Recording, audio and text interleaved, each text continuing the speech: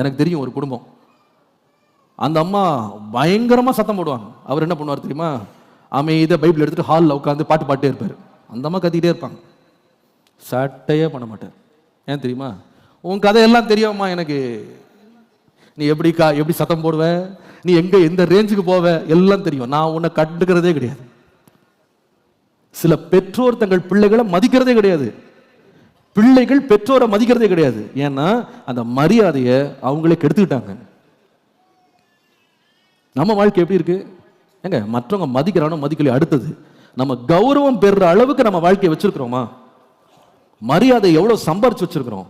ஒரு தகப்பன் அப்படின்ற ஸ்தானத்தை ஒரு பிள்ளை மதிக்கிறானாங்க? என்னுடைய டேடி அப்படின்னு ஒரு மரியாதை இருக்கா? சிலர் பயமுறுத்தி வச்சிருக்காங்க.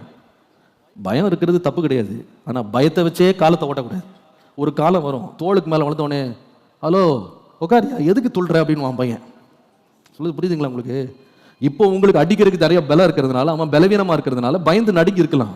But a time is coming, உங்களுடைய மரியாதை என்ன ஆகும்னா, நீங்க என்னதான் மிரட்டினாலும் நீ உட்காருப்பா, எதுக்கு நீ அப்படி டென்ஷன் ஆகுறேன்னு சொல்லுது. விளங்குதா உங்களுக்கு? அதுக்கு ஒரு காலம் இருக்கு. அப்போ அந்த வயது வர்றதுக்கு முன்னால நான் ஒவ்வொரு வார்த்தை பேசும்போதும், ஒரு காரியத்தை செய்யும் போதும், ஒரு காரியத்தில் ரொம்ப எச்சரிப்பா இருக்கணும். நான் இந்த மாதிரி கோவப்படுறேன், இந்த மாதிரி அடிக்கிறேன், நான் இந்த மாதிரி தவறா நடக்கிறேன், ஒழுங்கினமா என் வாழ்க்கையை வச்சிருக்கேன். மிரட்டி உருட்டி நம்ம நிறைய பேரை மரியாதையை கேட்டு வாங்கிடலாம், அதில் நிலைச்சிருக்காது. அது it will just go off, it will fade away.